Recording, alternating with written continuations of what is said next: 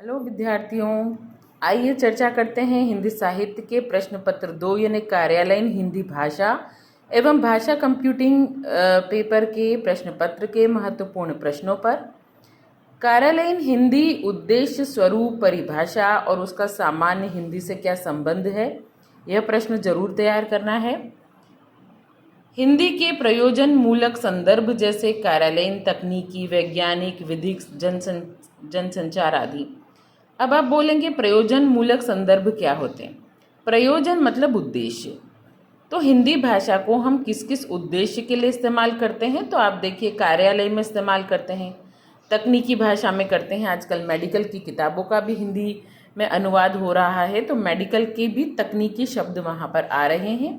वैज्ञानिक अनुसंधान में, वैज्ञानिक लेखन में किस प्रकार इसका उपयोग होता है, विधिक यानी कानून में इसका कैसे उपयोग होता है, जनसंचार में कैसे होता है, यह जरूर तैयार कीजिए। बहुत ही महत्वपूर्ण प्रश्न है। कंप्यूटर टंकन या टाइपिंग में सॉफ्टवेयर, फ़ॉन्ट, यूनिकोड, देवनागरी लिपि, पीपीटी यानी पावर पॉइंट प्रेजेंटेशन बनाना, पोस्टर बनाना, स्पीच टू टेक्स्ट, आप मोबाइल में बोल के टाइप करते हैं ना, वो कैसे करते हैं। हिंदी शॉर्ट हैंड क्या होता है, वेबसाइट किस प्रकार से बनाई जाती है, वेबसाइट का उपयोग क्या होता है, ईमेल किसे कहते हैं, ईमेल के उपयोग क्या हैं, और ई लाइब्रेरी किसे कहा जाता है। हमारे महाविद्यालय में भी ई लाइब्रेरी है, कभी कभी उसको विजिट कीजिए तो आपको ऐसे प्रश्नों के उत्तर लिखने में आसानी होगी।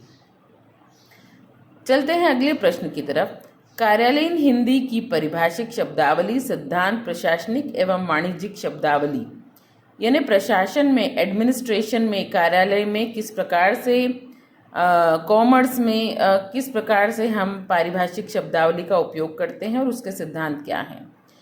कार्यालयीन हिंदी में विभिन्न पत्राचार यानी कि निविदा, परिपत्र, अधिसूचना, कहीं आवेदन देना हो तो कैसे, शासकीय और अशासकीय पत्र किन्हें कहते हैं, विज्ञापन कैसे लिखे जाते हैं, प्रेस नोट कैसे लिखे जाते हैं, और यदि किसी कार्यालय में कोई आदेश निकलता है तो उसका लिखने का फॉर्मेट क्या होता है। अगला है प्रारूपण का अर्थ, सामान्य परिचय, पद्धति, इसके साथ ही टिप्पण और टिप्पणी में अंतर भी जरूर से याद कर लीजिए। आइए आगे बढ़ते हैं। अगली यूनिट की तरफ हम जाके देखें तो संक्षेपण का अर्थ और पल्लवन का अर्थ। संक्षेपण का अर्थ होता है समरी लिखना, सारांश लिखना, छोटा करके लिखना।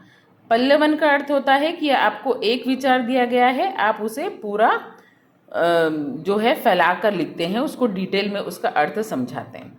लेकिन डिटेल में समझाने और निबंध लिखने में क्या अंतर है, तो पल्लवन और निबंध लेखन में अंतर भी आपको पता होना चाहिए। ये भी हो सकता है कि आपको एक पैराग्राफ दे दिया जाए और कहा जाए कि इसका सारांश लिखिए, और ये भी हो सकता है कि एक लाइन दे दी जाए और कह दिया जाए कि इसे विस्तार में समझाइए, अर्थात उसका पल्लवन कीजिए। कंप्यूटर इंटरनेट में हिंदी भाषा का इस्तेमाल कैसे होता है, देवनागरी लिपि क्या होती है, कंप्यूटर में हिंदी भाषा के विकास का इतिहास कैसे हम पढ़ते हैं, हिंदी का मानकीकृत रूप क्या है ना। और आजकल आप जानते हैं ना, ब्लॉगर्स का ज़माना है, इन्फ्लुएंसर का ज़माना है, सोशल मीडिया का ज़माना है।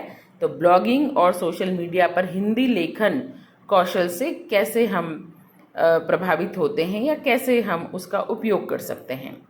फेसबुक और यूट्यूब, अब ये भी जो वीडियो है आप यूट्यूब के ही माध्यम से तो देख रहे हैं, तो फेसबुक और यूट्यूब के का उपयोग कैसे है, यहाँ पर जो है हिंदी में किस प्रकार कंटेंट क्रिएट किया जाता है, किस प्रकार से फेसबुक पोस्ट हिंदी में डाली जाती है ना। और ई गवर्नेंस, इंटरनेट के माध्यम से ऑनलाइन या किसी एक कहना चाहिए सॉफ्टवेयर के माध्यम से किस प्रकार आप सारा प्रशासनिक काम संभालते हैं, वो यहाँ पर आपको बताना है।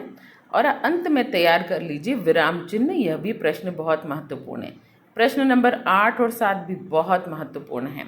तो मेरी शुभकामनाएं हैं आपके साथ में, खूब बढ़िया आपका पेपर दीजिए, और मुझे विश्वास है इन प्रश्नों से आपको थोड़ी मदद मिलेगी और दिशा मिलेगी कि आप अपना पेपर अच्छे से दे पाएँ। Bye bye.